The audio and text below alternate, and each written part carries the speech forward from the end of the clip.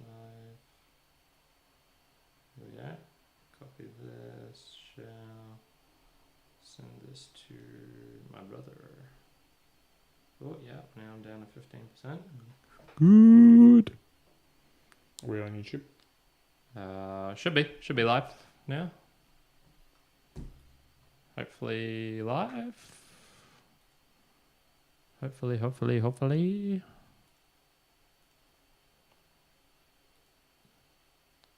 Close that. What's your favorite way to train? Question mark. Well, I put all my notes on here, so I might just have to refer to them. Oh, for your notes video. Yeah. Chapters. I'll bring them up here. Might be the best way of doing it anyway.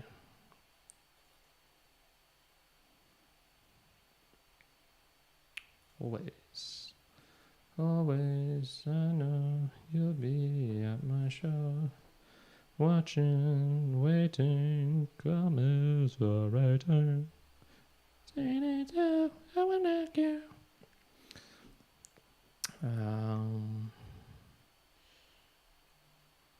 Jesus.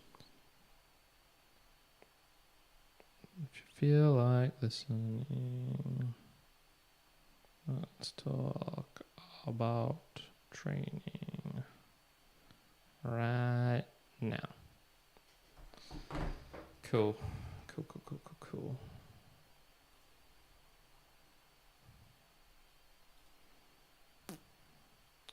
Okay, and close that. I'm not going to post to Nosta because screw Nosta. Have you heard any? What? Nosta? Have you heard any more about it? Nah, not anything at all. Mate, you're not in the tech world. What's been happening in Nosta? I don't know. Not so much. Some people really love it. Some people just like meh. The people who I think are the most tech competent seem to think there are protocol flaws with it, and it won't be able to be a true decentralized social media. So and look, I don't care about social media anyway. So even if it is like the new big thing, it's just another thing to use, right? It's just another bloody thing. So no, I'm not particularly fussed about. Is the camera more zoomed in than normal? Maybe slightly. Okay. I got some feedback from somebody who said that and these types of podcasts, especially the ones that they watch, so if it's going to be people watching it live, he said that he'd want it to be really close, like really up close, like he wants to see our pause. Now, I guess it was a bit of a joke, but because he said if you could manage it, could you have the two cameras, so one camera is on me when I'm talking, the camera's on you, and talking when you're live. I went, look, it's possible, but I wouldn't. Of the ones who do that in podcasts, they have a third person. They have someone managing the post production. Correct. I was like, we don't have a third person managing the post production. We have a stand. I wouldn't be all there if I was doing that. To be like, switch. Yeah, no, switch. It wouldn't be good material, folks. It wouldn't be good material. You would not enjoy it. Yeah, I just I wouldn't. You'd be distracted. I wouldn't have capacity to talk properly. Okay. All right, that sounds good. Let's do it. Here we go, Juan. Ready to run it? I thought you were doing this one. Yep. All right, here we go.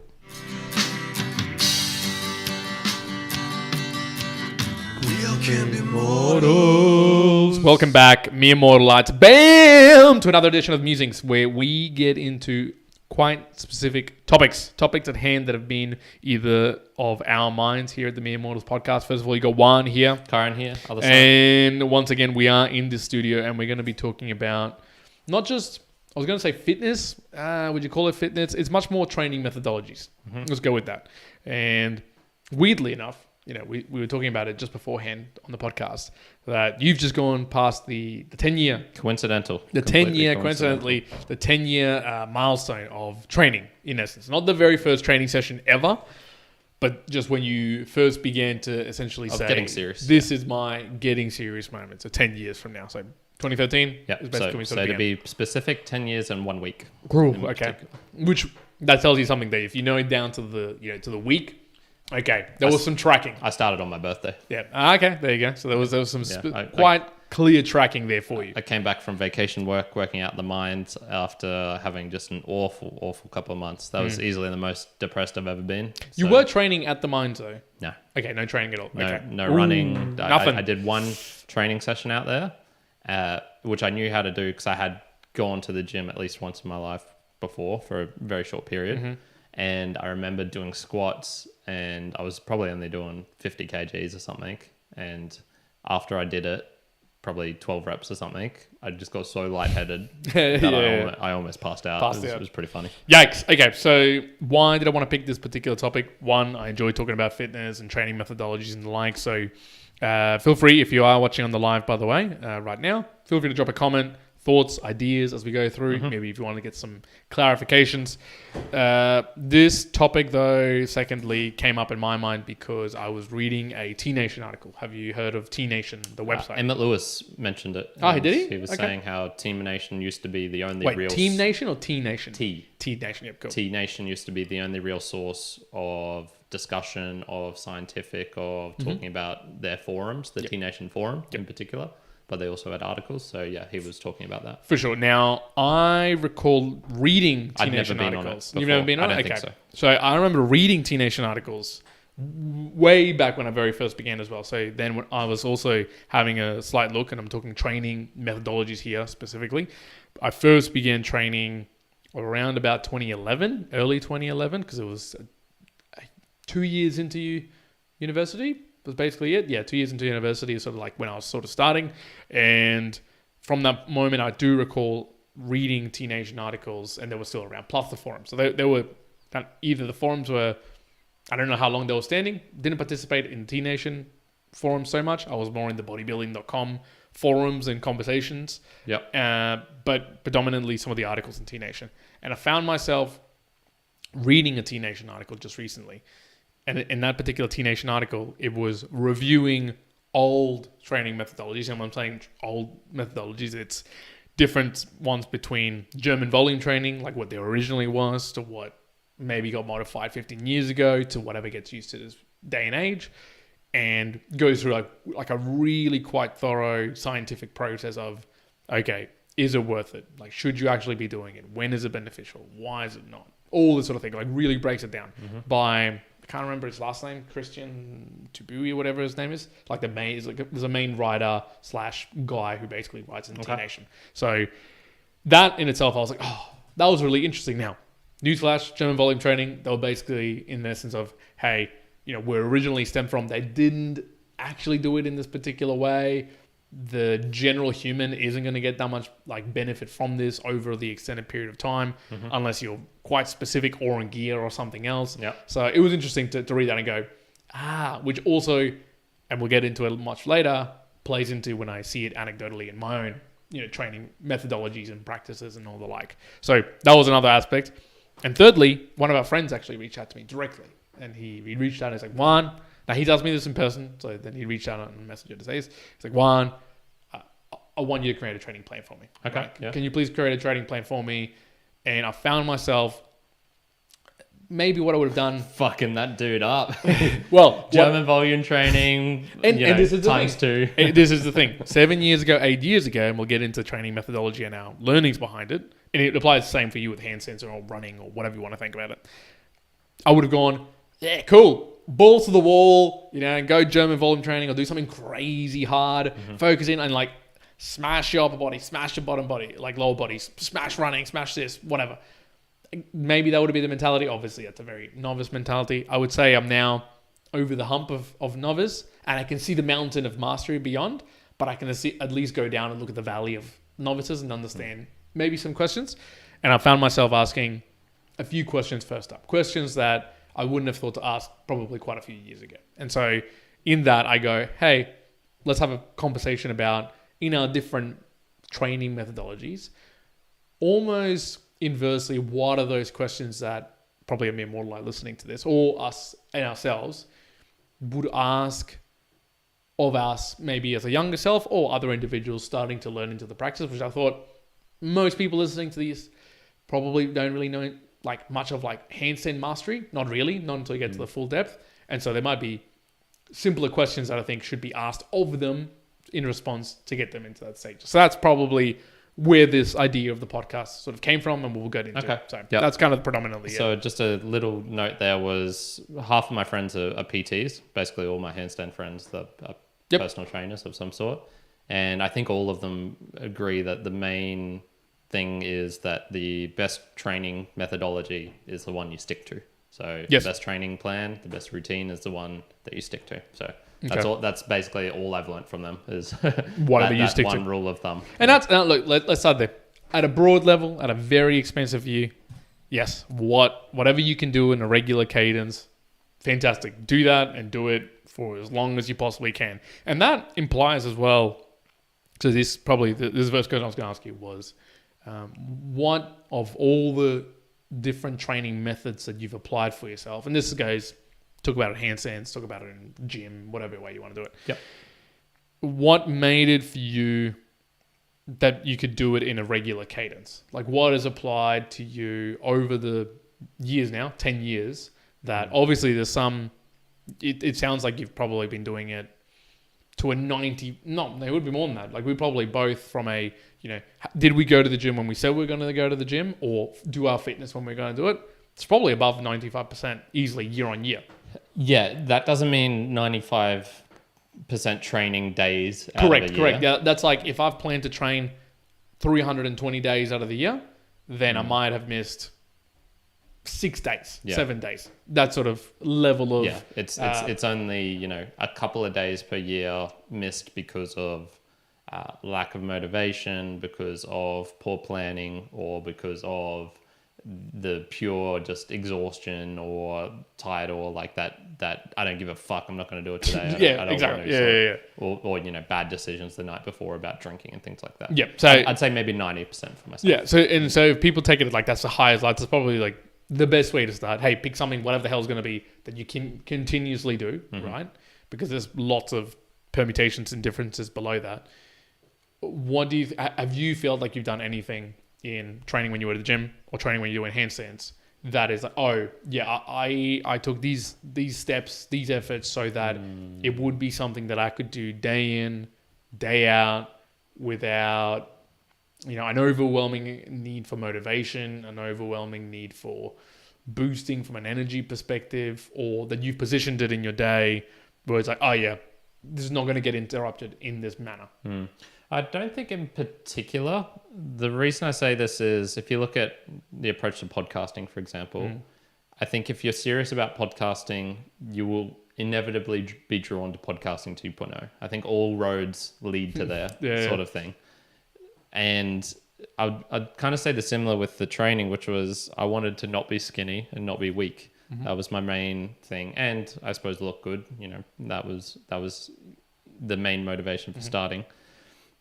That didn't require extra effort. It's never felt like oh God, I got to go today. It's always been the link between me going to the gym and me improving in some sort of way has always been just rock solid strong in my mind. So I've never needed that kind of training methodology or that motivation, I guess, in that sense. Sure. So in terms of that respect, I think it's just kind of down to luck and the way my brain works. That I don't put it down to there were thing. I don't particularly remember putting in place like, all right, I got to do this.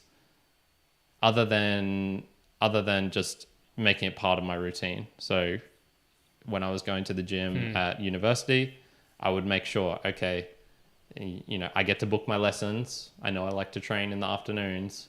I'd rather not be putting loading up all of my lectures and tutorials in the afternoon.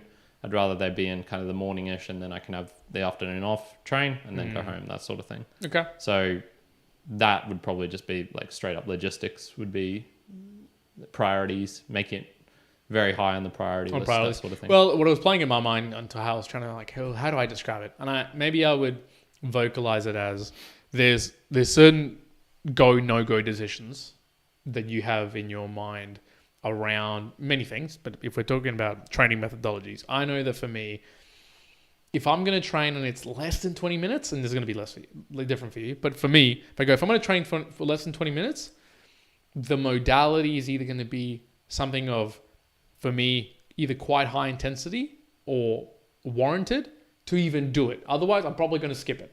As in, if I'm saying to myself, hey, tomorrow I'm going to work out, I'm doing legs.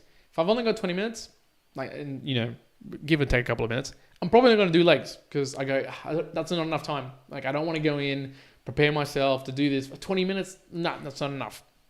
If the modality is go for a run, okay, yeah, I'll do it because I might only run 3Ks or 4Ks. And okay, we can fit that within 20 minutes. Fine, I'll do that. So it depends.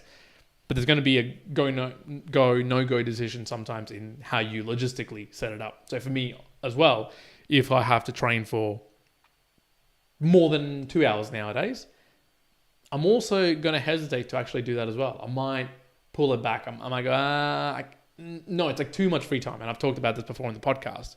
I almost like it to be squished in amongst other things. For me, going into specifics, one, how do you make it work so that it's dependable day in, day out? Generally, it's in the mornings. It always happens in the mornings. There's very few times, although it does sneak in here and there when I'm working from home, that it'll be in the afternoon because I can make the pressurized time to go and train when I need to train. Mm-hmm. But most often it's right in the morning, butted up against the, hey, I need to get out and go to work or do something else. But there's enough of a leeway of time that I go, oh yeah, that's an acceptable amount of time. For me, it's between an hour to 70 minutes. That sort of range. If I go back and go through since I've had this watch and probably even this phone, no workout has been above 70 minutes, but none have been below 30 something minutes. Like 36 was like the smallest workout. So I go, that to me like really clears out when I look at the analytics. Hey, I know that time domain is really important for me. If it's going to be really short or too long, it probably would affect my level of, hey, I can repeatably do this day in, day out. So I don't think I could potentially say, hey, Juan, the whole next week, you can only train at the gym for 15 minutes each time. Equally, hey, Juan, you have to train 2 hours at the gym each time. Both of those, I think, will be a hazard for me to continue to go. Okay. Where I think that might apply for you as well. If you got told, if it was like if it's less than 40 minutes. Yeah, no. If it's less than 2 hours, I would seriously consider not doing it. Yeah, pretty much. Yeah. Which look sounds extreme for some people. They'll be like, well, what the hell, right? This obviously applies. Half an hour of warm up. That's depends on the modalities here and there. And so when I guess that big overwhelming, as you said with the PT friends, it's pick whatever the hell it's going to be that you can consistently do.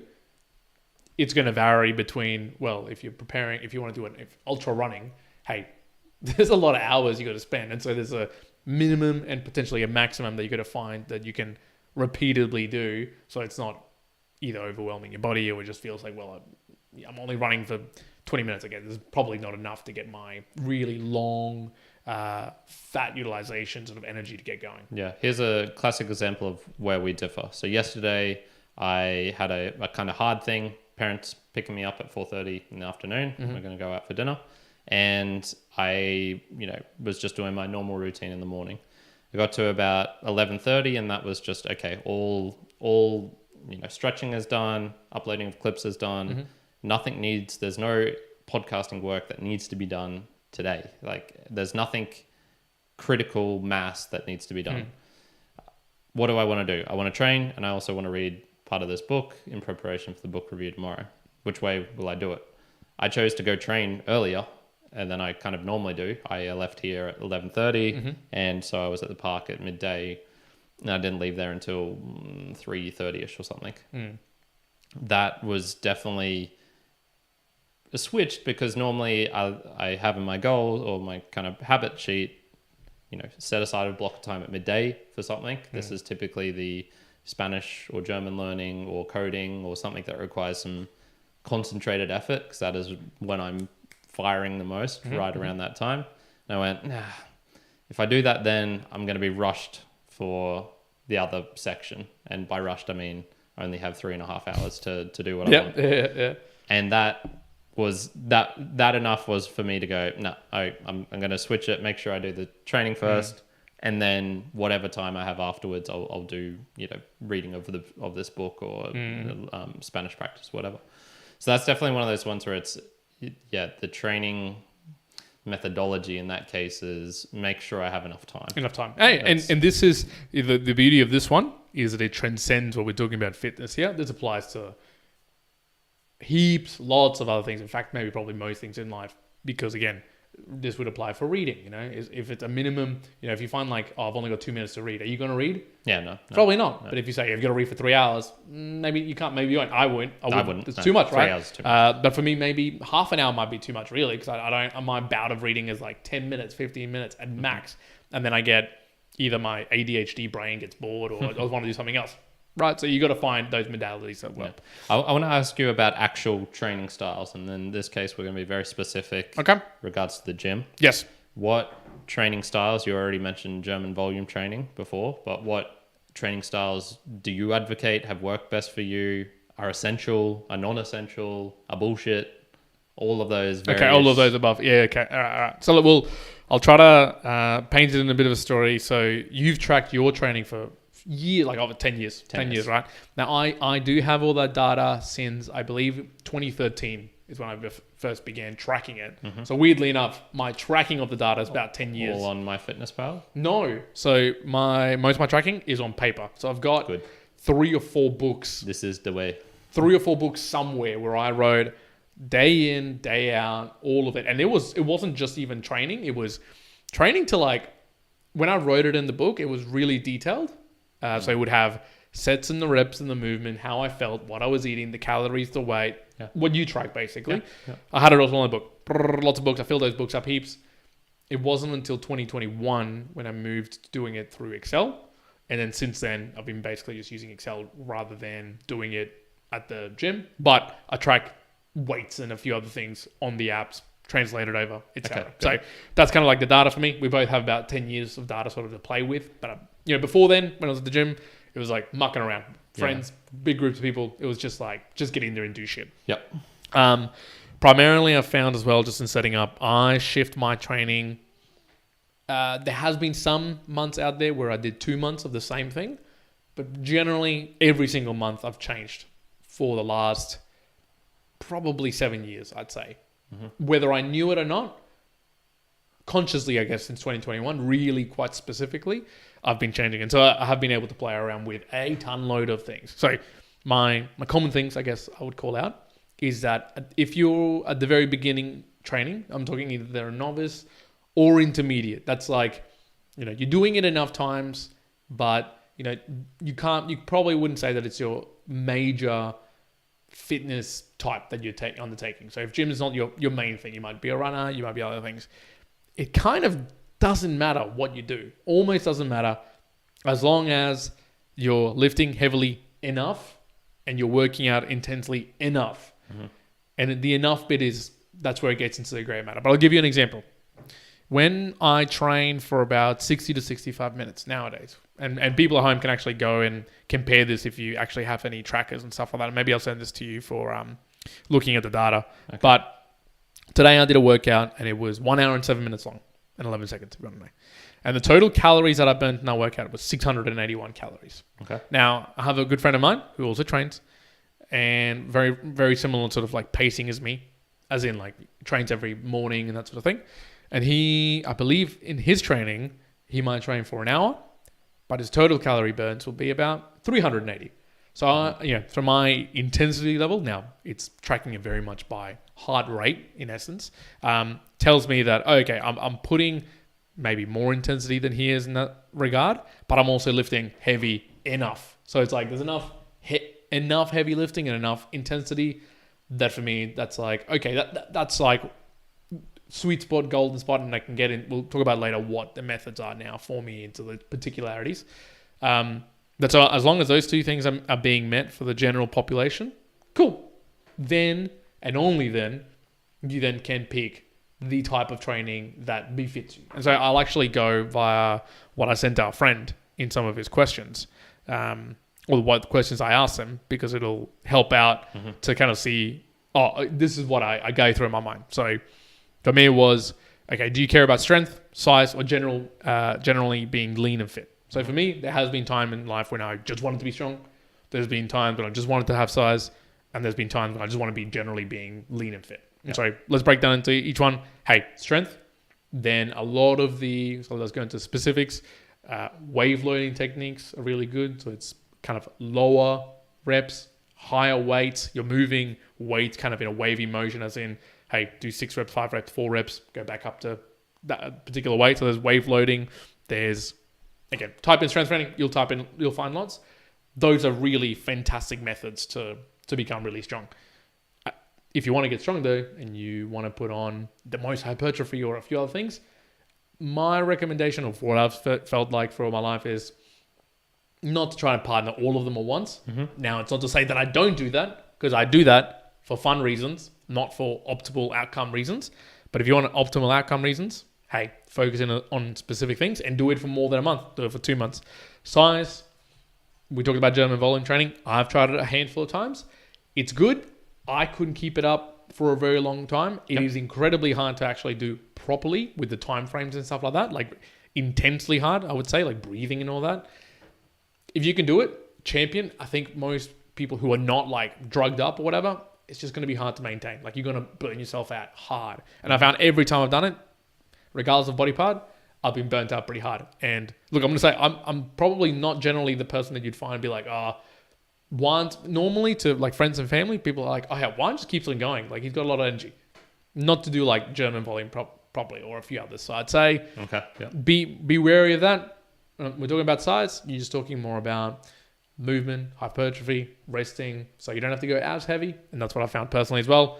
You can go a bit lighter. That way you can hit it more often, basically. Often and more repeated. That's what I've sort of seen. And then generally being lean and fit, went through obviously through a big process of being in CrossFit, doing a lot more of mixed hybrid training, if you want to call it, running and the like. So intermingling that, and that's probably the sweet spot where I found I go, hey, if you want to have some fun, just try to do as many things as possible. And then in a novice and intermediate, it's kind of like, if I had to go back and say that particular thing to myself when I was younger, I'd be like, hey, just play around doing lots of different things, because at that level, you're probably going to gain no matter what the hell you're doing, and then specialize way later down the track, where I kind of felt like I did the opposite. I specialized quite early, strength for a long time, then size, and now the general being lean, fitness, fun. Sure, give or take whatever way, but that's kind of how it progressed.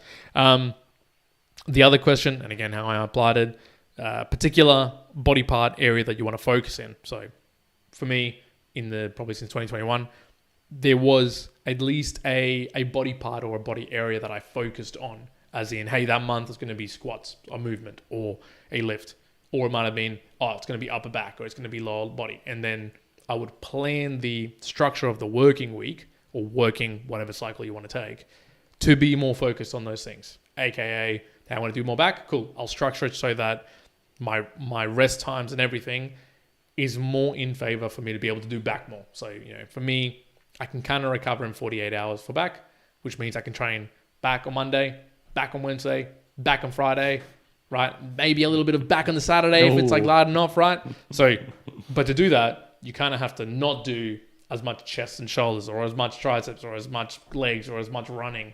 Something's got to give. And so for me, it's okay, harnessing a little bit of a specific focus.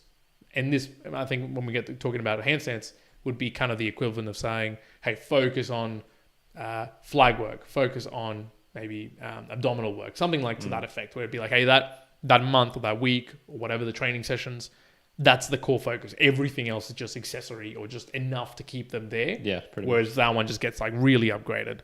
Another question I asked them, how often, and again, this is how often do you want to get to the gym? Again, if someone's saying, I've only got 3 days, okay, that shifts how you would want to do that to try and get the most out of it versus 7 days. And then finally, again, how much time? As in, do you have 30 minutes? Do you have an hour? Do you have 2 hours? Do you have 3 hours, 5 hours, 7 hours?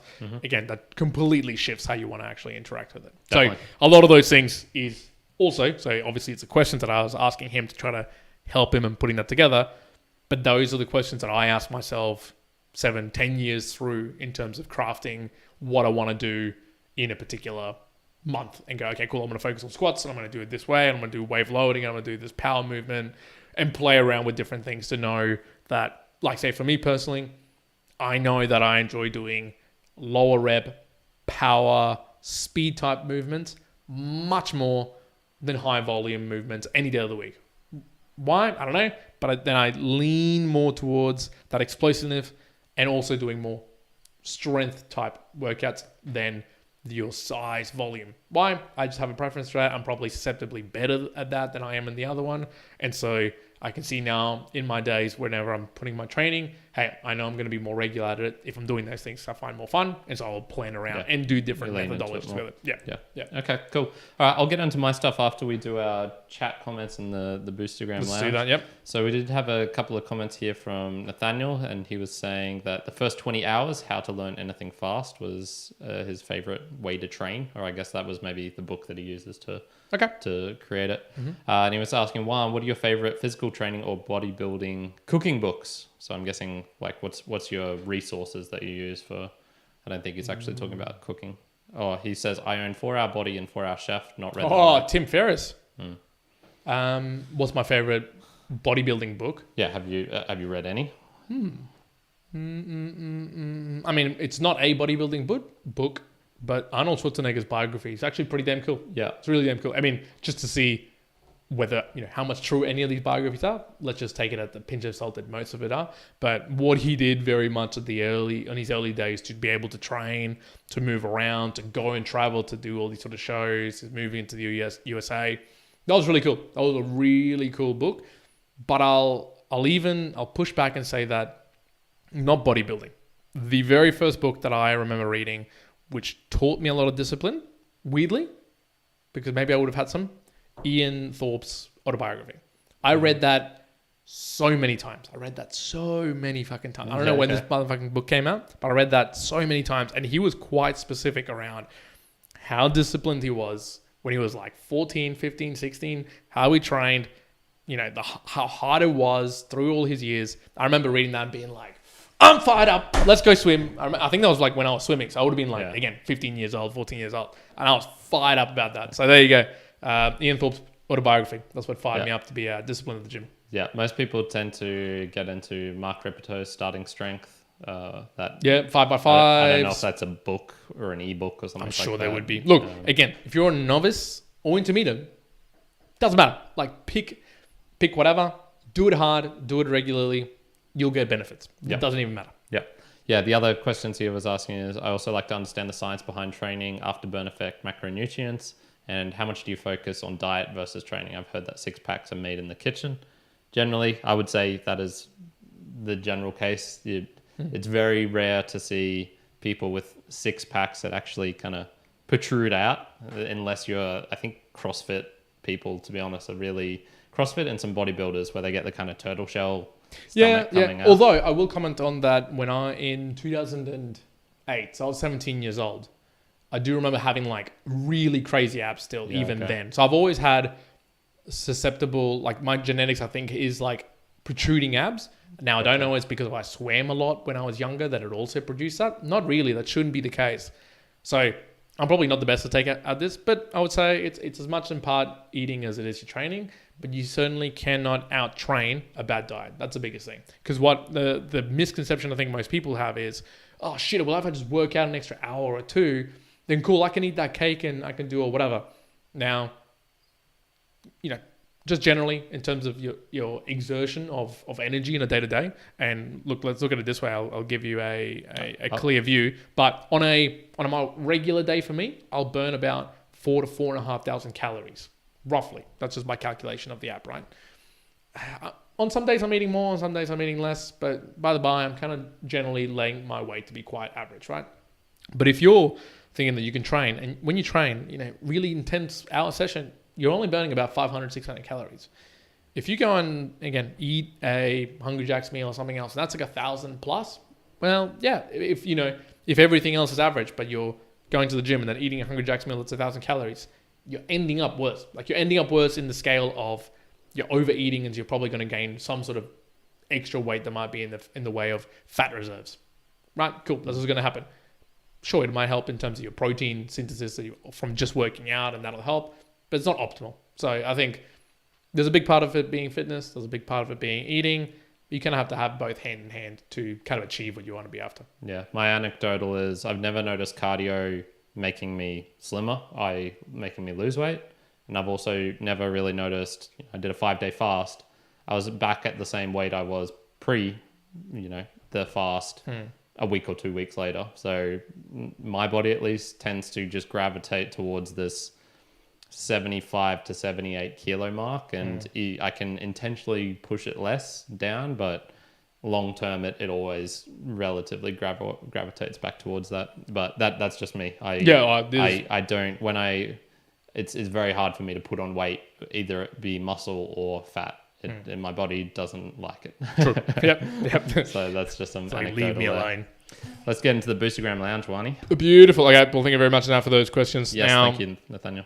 We have got Boostagram Lounge. Let me just pull this up. Now, Boostagram, folks, for those, again, who are not aware, and if you're not aware, disgrace to the name of Valley for Valley, but it is a way that you can help us out here at the Mere Mortals podcast, and as well as all the Valley for Valley podcasts out there, by sending through a Valley in the way of a Boostagram, in the way of Satoshis being streamed. Yeah, so two things. So it's a message within your actual podcasting app, so you don't need to go out of the app.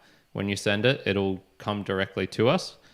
There's some very cool technology behind this, and at the same time, as a kind of condition of sending the Boostagram, a payment of some sort needs to be attached to it.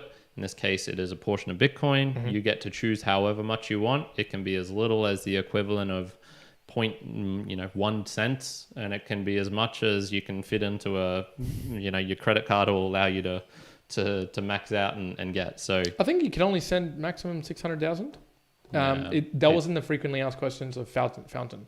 It actually did say 600,000. Now I don't know if that limit actually applies or not. There's some nuances. There's some nuances behind it, but on other apps you can send much more. Exactly. Now, it's still experimental, so if you try to send in $2,000, be prepared. it might. There's no guarantee it'll go through. Correct. Now, not that the money will be lost. None of this ever gets lost. I.e., if you send it, it won't reach us. No, it either sends and doesn't get to us but stays in your wallet, or it sends and it gets to us. There's kind of no in between in these cases. Yeah, it doesn't just go to a third provider. But again, this is leveraging off the fact that now in the chat at the moment, I sent through some frequently asked questions basically that were found on the Fountain website. But in essence, if you're talking about Fountain, again, go on the Fountain app, download it. You're able to, through a credit card, be able to put in some money, or through like an account. You can also just listen to podcasts on Fountain to absorb and grab some of that juicy Satoshis that are laying around. You'll get like 20 or 30 per day, something like that. Sure. And look, over time, you'll be able to actually send them through, and you can either stream them or you can all send through a Boostagram. So there's those availabilities if you don't even want to operate in that way. Yep. But when you send them, we call them out here in the Boostagram Lounge. Now, we also have Joey coming up in the chat. What's up, Joey? What's up, Joey? Now, we've got just the one Boostagram. Yeah. I've got in here. Sad puppy today. Sad puppy. But it is Dave Jones, the dependable Dave Jones, the weekly boost for the Mere Mortal Nation with 12,112 sats using Cron. Once again, Dave, consistency. We're talking about consistency here in fitness and whatnot, and he is doing it in spades. And that's all really that we have for the Satoshi stream this time. A little bit disappointing, people. We do appreciate the efforts of making that leap, of connecting with us, of the actual Satoshis come in. I know Peter still is alive. I've seen him boosting other shows, so maybe I talked about Hosky and Ada and that. Too many times you drove him away. I don't know. He seems to find it funny though. So no, we do very much appreciate it. I get it. Some weeks you don't want to Boostagram and whatnot. People tend to come around and back again. Peter is an example of this, and it doesn't have to be all the time, but the Boostagram Lounge is much more fun when we have your feedback. We can find out, okay, what can we be doing better? What topics do people really enjoy? Where are you getting value from? That sort of stuff. So yeah, definitely very much encouraged and to take the step. I know there's a lot of you out there listening who hate this section perhaps, or who don't want to. I would just encourage, please, we do very much appreciate it. Absolutely. And it was interesting, Nat mentioned the 4-hour body, and I know for an absolute fact that Tim Ferriss read my comment on a particular internal conversation that I specifically called out about our podcast doing value for value. And he stated, I have read that comment. I read that comment. So, okay. I would imagine if Tim all of a sudden starts calling it out and that this becomes big. You don't want to miss out. You don't want to miss out. Yeah, he's a big show. I'm not sure that would... I think it would cause more pain. Well, he's actually tried to do it in the past and he didn't like it. Not obviously value for value, but he tried doing it through a Patreon model and it didn't really work. No, makes sense. Okay, now over to you. This is a similar question now. Yeah, so pretty much the question was relating to what training styles have worked well in the past for me, what do I recommend and things like that. Yep. So you'll see on your screen now, I don't experiment intentionally.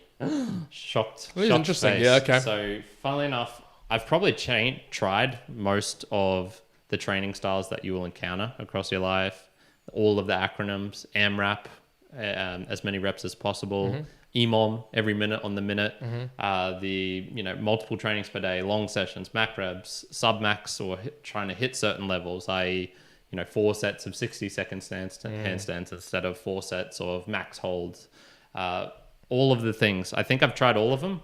I wouldn't say they're useless, but none have stuck as being, this is it. This is how you get where you want to go. Gotcha. They're all, useful little tools, and some I think are better for certain exercises than others. And there's none of them that have really stuck with me as wow, this is what I need to be doing. Gotcha. Like you, I also have a preference for lower volume. I dislike calisthenic training of legs is volume because there's no weights. So you just do lots of pistol squats and you do lots of sissy squats and lots of high jumps and things like that. And it is fucking boring. So like you, I have a preference for certain things. For endurance, I've had it in my goals in the past. It gets boring. Once you start doing above a minute handstands, it's just boring and it hurts. And it doesn't hurt in kind of a good way, a fun way. It hurts as in, this is like my forearms are on fire sort of deal. And what I could say, and I think that is related to your one, which is I also change it up. I think that's probably been the main learning that I've come away with is if you think you are going to just do bench press, squats and deadlifts and stick to those, the 3 main lifts, and you do full body every day for 3 days a week for 10 years, you're fucking out of your mind. There is no way that you will stick to that because it is just boring. So I think one of the main things has been to change it up, but finding that balance between not changing it up so often that your schedule is now all messed up and you have no idea what you're doing. I'm going to walk into every session not knowing what I'm going to do, like YOLOing every kind of session. I think that's too far in that end. Not changing it up for me, 3 months is probably about I think I've gone 4 months once without changing my plan, my kind of weekly plan. And I'm pretty sure I hated it. And I kind of started that 4th one or I started that 3rd one and you're like, and was just like, oh fuck, I've got another 4. I've committed myself to this already. I've got another 3.5 weeks of doing this. Too much. So I find for me, probably about 2 months is about the great point where I will have a kind of structure to it. Usually this is kind of 2 or 3 separate sessions, 5 or 6 days a week, 2 or 3 different methodologies within that, or by that I mean I will focus on endurance work, or I'll focus on stuff that'll help me get the store to press, or I'll focus on one arm handstand technique, things like that. And I will just kind of split those up in the week, do that for 2 months, 8 weeks I should say, and then either just switch out a couple of exercises if I still like the general structure. And then sometimes it's just like, all right, new goal. I want to be focusing more on flag work now. Sure. So, that changes out. So yeah, I don't know. Have you ever, is that a good way of doing it in the sense that it's not intentional? So I've tried all of these things, AMRAP, the EMOM, endurance, non-endurance, all that. Have I not given it their proper dues because it's always been okay, handstand push-ups. I'm sort of getting bored of doing 4 sets of just, max reps with 3 attempts, that sort of thing. So I'll do it in this specific manner. I'll do as many reps as possible within 20 minutes. But I'll only do that for that one thing. It's not like I will then do as many reps as possible of max hold for 20 minutes. For 20 minutes. Pull-ups in 20 minutes and that sort of thing. So would you recommend people to be... how experimental would you recommend people to be? Yeah, I mean, I would say... I was just thinking of playing it in my mind as you was talking about it, that when you're at that really newbie gains sort of stage, beyond linear progression / just getting the basics, nothing else really matters. And so whether you experiment forcefully in a structure, not in a structure, what I'm saying is, right at the beginning, whether you're deciding to do EMOM type styles, or you're trying to do really high intensity training, or you're trying to do heavy lifting, or you're trying to do handstands, all at the beginning, you're just going to suck at it. You're going to be sore in whichever way. All really is just recover and try to get back to it again and do it. Not to get past beyond that point. So for lifting, maybe you're no longer going down the linear gains progression and you have to change it up, or you've plateaued in another way. Okay, you start mixing it up. I think there's a fine line between, yes, to that question you asked, I think if you were to structure it better, you would get better gains, but it does have to then be balanced with, does it then become a little bit too boring and too structured, which you kind of don't want. And so I see that as well in mine, where there was maybe a handful of blocks of training where I went, this is the exact type of wave loading I want to be doing for bench with the percentages and my cleans and my jerks, and I'll do it across the lifts and do that. Those months, 2, 3, 4 months that I did that across like the last couple of years, fantastic for gains, like really good. But I found myself towards the tail end of that month being like, all right, I'm done. Like I'm not as loving with that preciseness. Now, some people do really enjoy that. And then of course, go for your life with it. For me, I could do it for a certain tolerance level of doing it, but beyond that, no. And I couldn't apply it to every type of movement. No way. Correct. Yeah. But for me, after that, I went, okay, now it's going to be a little bit funner. So I think do it to this tolerance level that you can do it, because it's really helpful. So like, you were saying with the example of if you're doing, 4 sets of handstand push-ups, and you might either through your data or seeing everyone else like, okay, it looks like if I was doing it in an EMOM process, you can kind of eke out a little bit better foundational. You can get more out of it. 4 sets generally takes me about 20 minutes, or I could do a 20-minute AMRAP. How many handstand push-ups will I get in the 20-minute AMRAP? It'll probably be slightly more. Now, I did also bust my tendon by doing something like this. So, there's trade-offs. So there's trade-offs around it, but you could, if for some reason that was like the most optimal thing you found, but it's kind of boring. Okay, you could do it to a certain tolerance level, and then you go, okay, I've had enough. That's enough. We're going to move away. And again, once you go intermediate to a more advanced level, and I'd say we're probably both in that space of like between intermediate and advanced. Yes, let's just correct. say, right? So we're in like that straddle. When I get that 15-second one-arm handstand, that's kind of the... You're eking into the advanced level. I think you can officially call yourself advanced. And by officially, I mean there's no... Unofficially. Officially unofficial. Like mere mortal top level, that's what I'm talking about. But at those points, when you're like straddling that intermediate and advanced, I think more there, you're really just... You're teasing the line of... You want to get to the advanced across a whole domain? Okay. You need to put the optimization style of commitment. But if you want to straddle the between intermediate to advanced on a whole gamut of things, and it'd be okay, you can kind of just play around with the more of using it as tools in the tool set. So for me, you called it out, EMOM, AMRAP, all these different things. I will use those things, whether it's forced through like a structured workout or not, to get me to do things depending on the day, if I feel like that or not. There's some days where like thrusters, I hate the thrusters movement. I've never done them. Right? Hate them. And, for me, sometimes they'll be scheduled in a workout that I'm following. I'll be like, these thrusters. And I go, I don't want to do that. But then I might go, okay, if I do them in an EMOM method or I do an AMRAP, it shifts my mindset from, hey, I'm reading on a piece of paper. It's like, hey, do 50 thrusters with 50 kilos. Okay, If I see that, my brain immediately shuts down of, I do not want to do that. No way. Yeah. Now, this could be a place for a novice that goes, run a kilometer, row 1,000 meters, bench 10 sets, all of that. You might at the very beginning go, fuck that, I don't want to do it.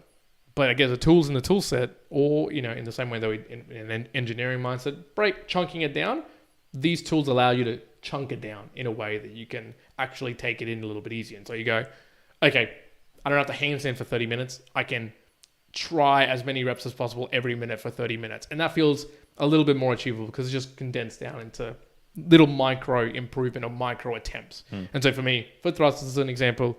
That particular day I was like, oh man, I don't want to do 50. Well, I was like, you know what I could do? I could do 5 every minute.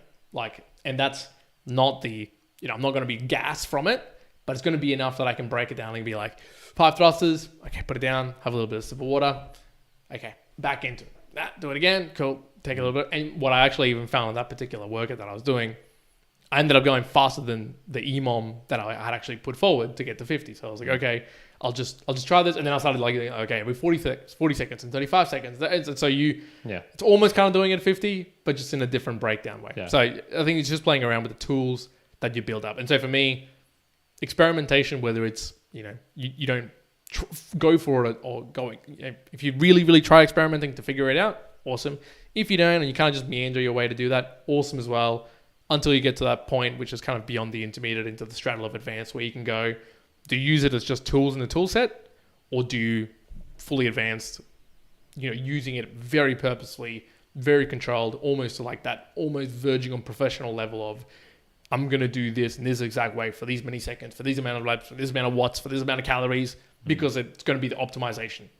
Yeah, it's the difference between optimization and then the fun that comes from it. Yeah. I think also just worth pointing out, if you're a beginner, all of these names and stuff, they never made sense to any of us when we first started. So that fear of looking stupid, of saying something stupid, of doing something stupid, of going into the gym and you're doing 8 sets instead of 6 sets or something like that. Yeah. Like all of us had that same sort of reaction. So don't be worried if you don't know what AMRAP is or as many reps. Don't be worried if you don't know what a rep is.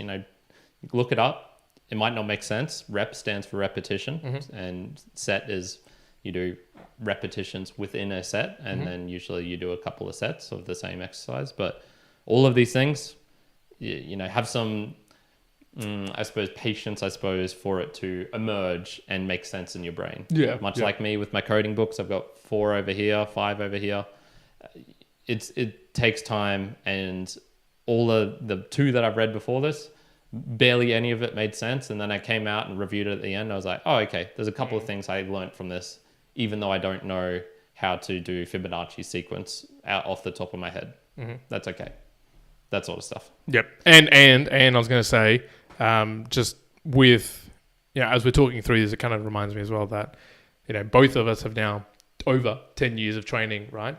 And it's only now that I could I'm not going to say, I could say, okay, it's kind of that we have some sort of mastery of our body, right? And so sometimes when you go in, you're like, oh, I should be able to do this dumbbell fly or do this push up or do this and get this. Man, it's going to take on average 10 years of very, very solid work. And if you're talking about, we probably at minimum 300 days per week, 300 days per year, easily, right?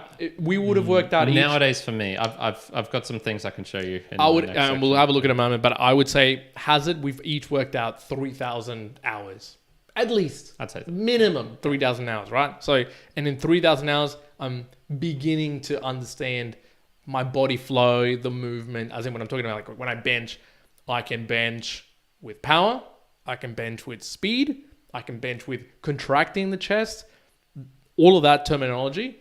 Don't worry about it if you're just starting. That would make no sense to you. As in, sometimes there's a particular saying where the way that you can force a contraction into your muscle when you're not lifting weights, as in just literally now. So if you're listening to this or watching this right now, I'll do an easy one, right? You send your arm out, if you're watching the video, right? You squeeze into actually the bicep, and you can feel the bicep sort of tensing up, right? You can see it contracting, and you can make it hurt. That's how you have a bit of a feeling of okay, how much can you contract the bicep to exert some force? And so when you're training, be able to feel the muscle. Correct. Yeah. Or doing the kind of titty dance. Right? Does. Exactly. Yeah. But now let's go to a really hard one, which many people, and not even me, I really can't do this that much.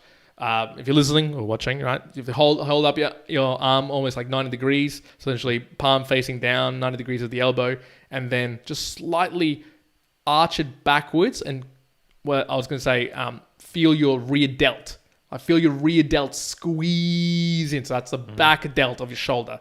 Now, for most people to squeeze just the rear delt, not anything of the front delt, the side delt, and feeling almost like tensing up, that is a very hard muscle for people to really get into the feeling. So if you're watching the video, it's this muscle here in the back of sort of Kyrin's sort of shoulder, that there. So if you feel on me, when I like just here, it's like kind of tensed up, there is like that sort of tensed up. Now that, dude, 10 years plus just to feel it when you're doing the movement. Don't even for a second think that at the beginning you're going to have any idea of how to constrict that. But this same applies to handstands, right? Again, I'm sure it takes many years for you to be like, oh, I can feel through the fingertips, through the forearms, through that movement of what that is. Or your back twitching and knowing like, oh, okay, yeah, I can actually feel that now. Whereas when you kick up initially, it's just... fucking hold on for dear life. Yeah, I have no idea what's going on. Exactly. So now show me some data because you've got some data up here. So if you're looking at your screen right now, my friends, whether you be on the video or the audio, this is a decade of stats, so 10 years. So this actually isn't all of it. This is from years 4, 5, 6, 7. Sorry, I should have brought this up better. It was from years 6 through 10. Gotcha. 6 through 10, yes. So I'm missing the first years 1 through 4. So, sorry, 5, 6, 7, 8, 9, 10. Cool. Yes, correct. Fucking nice. Count Kyrin. So what this is actually showing is on the first two on the left hand side.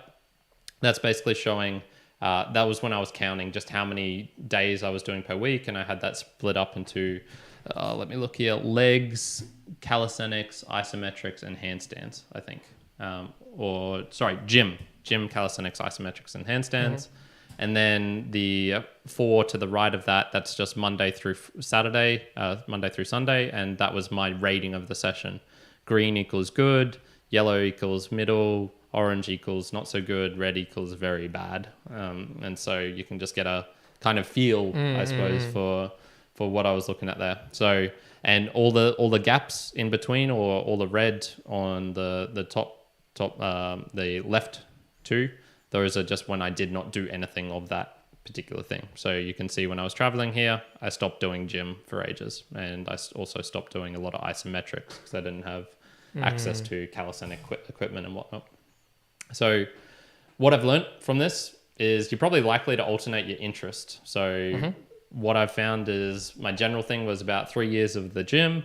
Then I got into about 2 years of calisthenics, and then 5 years of handstands. And there's been a sort of overlap between them as I was going through these things. And so it's probably closer to, 5.5 years of handstands and 3 years of calisthenics, and it blurs and melds. Yep. I mentioned Emmett Lewis right at the start. And so he's from the handstand factory and the handstand cast. And what they talk about a lot is through all their years of teaching people handstands, it's typically around the 3-year mark is when people start to fall off the wagon and go, do I care about it this much? I'm getting into the intermediate and I'm starting to look at this big gulf that there is to get to the advanced. There's a lot of work. There's a lot of work I'm going to have to get through. And look, I've kind of seen that myself. 3 years of the gym, and then I was starting to go, okay, if I want to start lifting some heavy weights, like I'll have to train a lot harder and do things. Calisthenics much more fun. All right, calisthenics for a couple of years. This is nice, but handstands is the thing that's I've finally stuck around beyond the 3 years. Stuck around. That's interesting.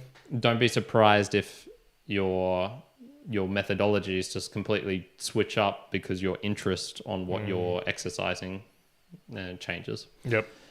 I said, notice how much time I've had off. So lots, even without a catastrophic injury, I'll be surprised if the dedicated person gets more than 90% adherence to the optimal plan. Yeah. So these sections here where you can just see weeks of nothingness, of just blanks where I've had time off. The most recent being, the last 4 weeks, which I pretty much had entirely off, apart from a couple of like little mini runs.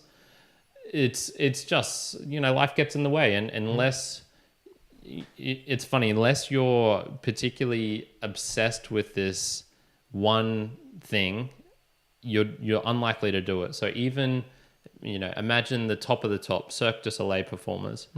They will not get a particular move unless they focus on that move and not care about performing, because to perform, you need to be prepared. You need to get a good night's sleep.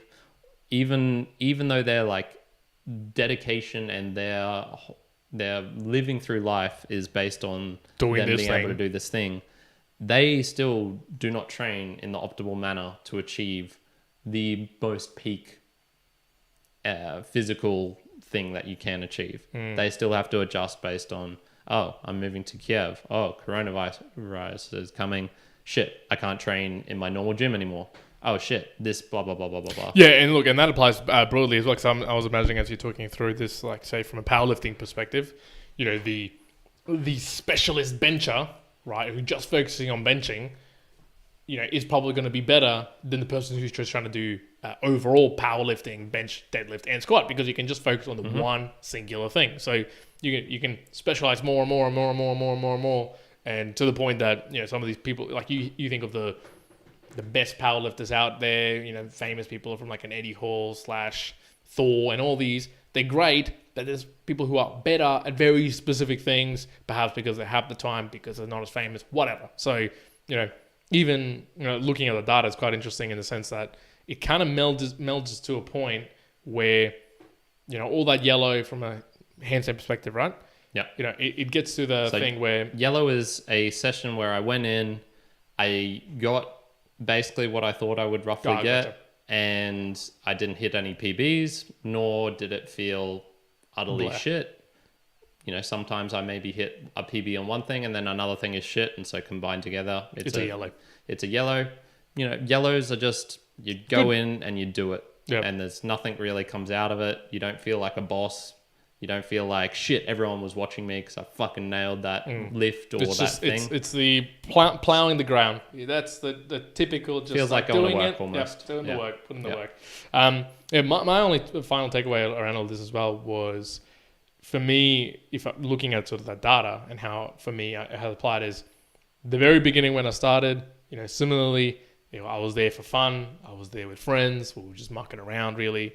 Then it shifted into much more serious, alone, as in, hey, I'm very specific about my training. This is what I'm doing. I'm eating in this way. I'm getting in these calories. I'm getting in this sleep. I want to try to grow, la, la, la, la, la. And now it's starting to shift away into the third phase, I guess I'd say it, which is much more health. So, you know, first was fun, then was size and strength, and now it's just health. In the sense of, hey, I still enjoy doing a lot of these things, and I've got my now modalities, which I really enjoy, and everyone's going to find what are those modalities, but I'm going to do them in a slightly less intense, less extreme way, so that I'm not waking up the next day incredibly sore. So I'm able to do other things beyond that from a more healthy perspective. Yes, it sits well with my longevity sort of plan, plus allows me to be present and functionally able to do other things with family, friends, and obviously little girl in the way. So I'm able to do and partake in all of those things. I found myself, say today, I did a leg workout today, yes, in the morning, and came home and I was like, oh, quite a sore. Like that was a sore type of workout. Went a little heavier than I would usually be going the last couple of months. And I know that potentially tomorrow I'll be sore, but not too sore. And so I wouldn't push it beyond. Like I wouldn't go to the extreme of those extra 20 minutes to eke out that extra lift and get that, you know, extra 2.5 kilos I want to put on the bench, on the barbell. No, that's not what's in it anymore. Now it's health, and it's like if I hit basically yellows for the rest of my life in that space, that's cool. That's like the level I wanted, because there's health, it's bodily fitness, it's mental fitness, it's the, you know, the daily discipline, the voluntary suffering, it's a time of the day to set yourself up, it's a hormonal changes in your body, all of that. That's more what it's about, which means not every day has to be a green day. It can just be a yellow day and just getting it done. For sure. And a yellow is if I had to rate it, it's kind of, you actually are improving. You're doing something that will result in improvements, but it's just so tiny. It doesn't feel like it. It just feels like another day okay, I lift there and I lifted about what I thought I could lift.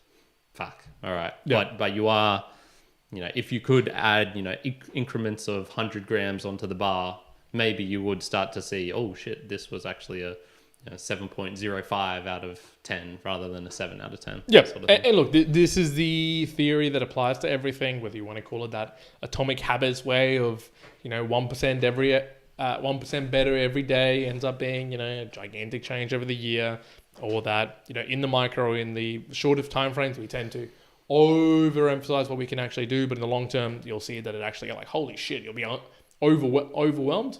Yeah, you'll be underwhelmed in the short term, overwhelmed in the long term. Yeah. So it kind of applies in all those ways. Yeah, that's in my little sum up. The last thing I just want to say was a plan is the best tactic against the utter mundanity of how most sessions will quote unquote feel. So this is what I was saying. It was nice to have a plan coming in for all of these because I knew no matter what, like I've got something to do, and it's not based on this feel. This is just how I work personally. I have heard others who do have a couple of days perhaps per week of which is more fun, play around. I've never had those sessions, and when I have tried to plan them in, it's just been, all right, my fun play around is to rest today because I'm feeling sure. yeah. Yeah. That sort of deal. So sum up one. What would be your sum up of all of this? Let's just have a quick look if there's any more questions that we want to tackle before we go into that sum up. So I tried to load my founded account. It's 50 min now with my credit card. My bank botched the payment, blocked it. It was over an hour wait time to approve payment. Perhaps other payment channels, a few mainstream PayPal may also help. So yes, indeed, we've talked about this before, Nathaniel. We want to focus on the cryptocurrency, i.e. Bitcoin, in the actual app itself. It just makes so much more sense, and as a workflow and a stream is better, and I think in the future for how this works. So we do, first of all, very much appreciate you even trying. Like that's awesome that you've done that. He was saying my blank, it was over in a hour and it did actually approve. So, maybe you've still got a chance of sending it in to us. Maybe. We would appreciate it. One will follow up on that. But yeah, yes, thank you. Thanks for doing that. We know it's hard. We know. It's getting better though. I can tell you, whatever you experienced just then. 1 year ago. A year and a half, 2 years ago, holy crap, that was extremely painful for me. yeah, it was well beyond. And look, it will get better. But yes, let's chat about it tomorrow if you'd like. Correct, If you can reach out, we can figure out, go from there. Sum up one. In summary with the training, let's start from the beginning where we're saying it's all about what you can regularly do over and over and over and over again until you die. Until you don't do it anymore because you just become a sausage or a vegetable. Really, it's the things you can do over and over again, whether you're doing it formally or informally. Experiment so you can build up the tools in the toolbox so that when you get to the intermediate stage, everybody can get to the intermediate stage with time. Like with time, you'll be an intermediate. No matter what, basically, as long as you're showing up, you're going to get there. But then you'll get to make a decision between the intermediate to the advanced, and you'll get to go, am I now at the stage where I'm going to play around in that crevasse and stay there and have fun? And it now kind of shifts, as maybe many people will go, into the health aspect and dabble in a little bit of advanced. Or then you will decide, hey, I need to go to advanced, and then you'll really go into the methodologies and everything else. You'll make those decisions over time. I think it's not a bad thing to experiment. I think overall, for me, you'll be very, very surprised about what you can do in a really long term if you apply some of these methods. Be prepared to see underwhelming results in the short term. That's basically it. Okay, nice.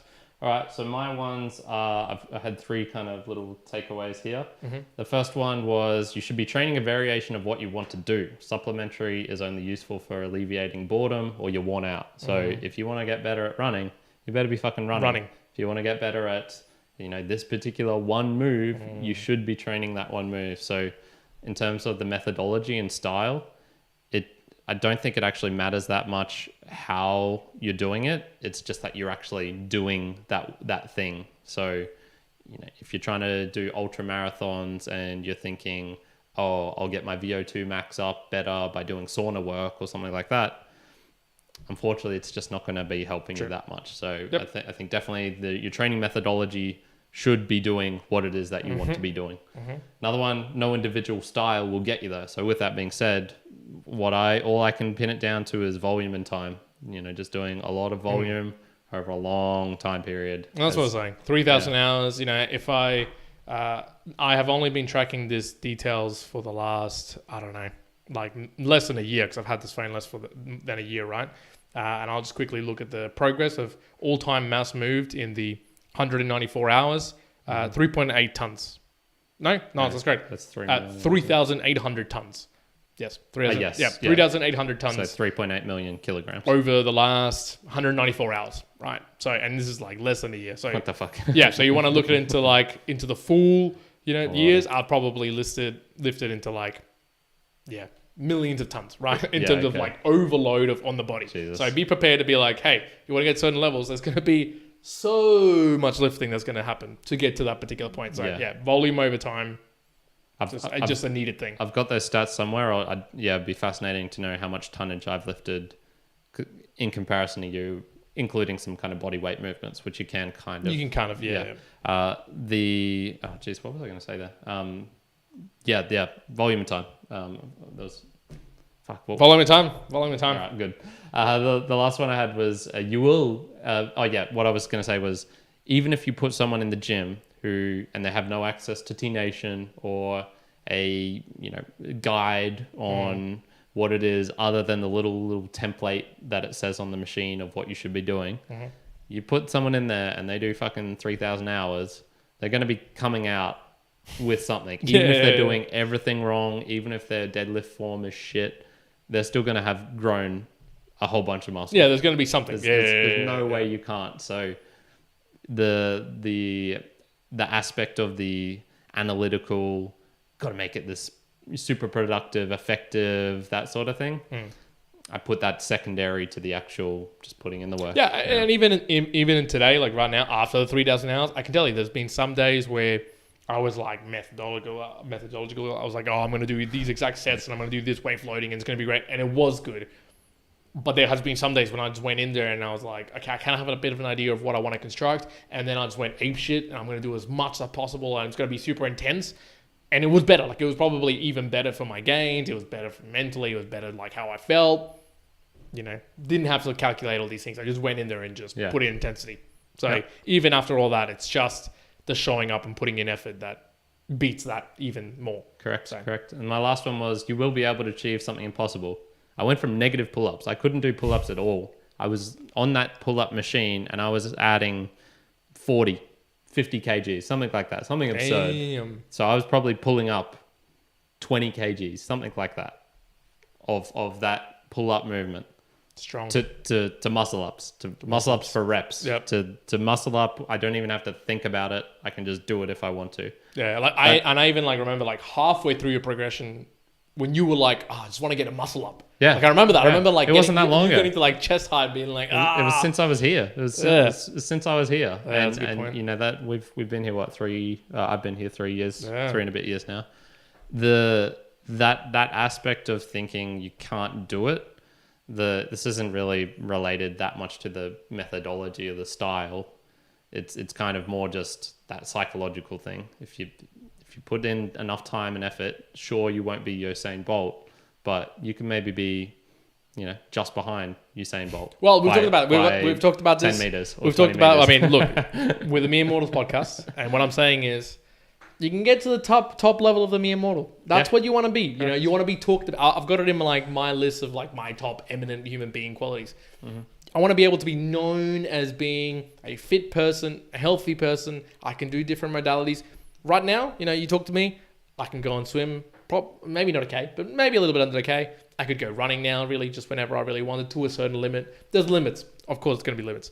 But there's a certain, that's the general ceiling of the Mere Mortal. Beyond that, and we're talking advanced mode, sure, you can master it. You can get really, really good at it. It's kind of like doing a PhD. You need to then dedicate years in the craft at one specific thing. You want to get past that Mere Mortal level? Cool. There's pain. There's suffering. For a good reason, sure.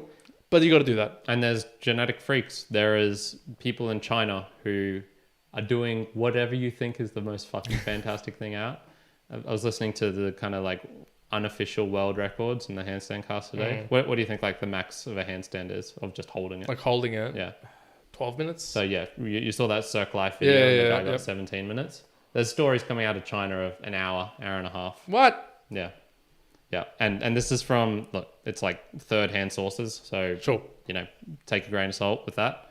But there are things, you don't get the Olympic gymnastic, 12-year-olds fucking up everyone in the Olympics in China without this huge meat grinder of the system just sucking kids in, forcing them to do crazy things, and then the craziest of the craziest getting to this next stage. Oh, and guess what? There's another stage after that, and you're getting fucking cut because you're not crazy enough. Yeah, that stuff's wild. They have like for Olympic lifting. They have like full schools and setup of like all these young kids to go through those processes, and it's intense. I'm sure they do it in lots of other ways. Check out Mouse Last Dancer if you want to have an example of that. Yeah.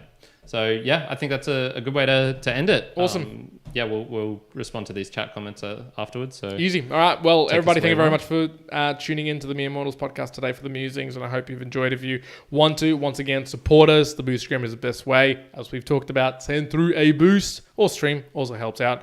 Share it with a friend if you thought this conversation, hey, interesting. I'm going to send it to my novice friend who's shit at this. Awesome. Send it to your advanced friends so they can laugh at us. Awesome. Either way, share it across if it helps out. If you want the Mere Mortal value to be shared broadly, this is why we do it. We want to provide some sort of value back to you, and in return, you'll want to send some value back to us. That's how we rumble. Folks, we'll leave it at that. Immortalites, Juan out. Kyrin out. Boy. Thank you very much, folks. Scoot. Good. All right. To the chat. What up, Westside Baby comes in. Westside Baby. Mate. He told me. He was running. He was running to the laptop, and he couldn't because of his fucking shit ankle. Yeah. He was asking about it today, so I was like, oh, he might be in here on time. Yeah, okay. 8 p.m. 8 p.m. Yeah. Regular waking up time. Yeah. Oh, dude, he was so bad. Damn. Any other questions as well? Or anything? No, other than just what Nathaniel was talking about. So he said, I'll follow up on a day the bank does not have peak wait times. Good idea. Yeah, it's weird. Look, I'll try right now. I've got $50 to spare. I'll throw it in and I'll see if it works, because it has been a while since I've actually used it. I used it on Breeze the first time, and since then I've just had access to Sats via one method. Yeah. I think I converted some in Blue Wallet, but they don't do that anymore. And a lot of complex stuff. It was a lot better. Well, it's a lot better, I guess, than Correct. When you were, I remember when you first ever told me about podcast too, and I was like, "What?" Man, so painful. So painful then. All right, folks. Thank you very much. Yeah, I'll be in the Discord after I say goodbye to Juan, so about 5 minutes time. And if you feel like chatting more, Joey, thanks for joining in. You genetic freak that you are. He's the genetic freak at sports, especially at table tennis. Westside Baby. Make sure you've got some time free after your trip to. Oops, I set an alarm off, but was buying sushi. Unbelievable. He won't become a. No, you won't be a strong. Not without discipline. Nah,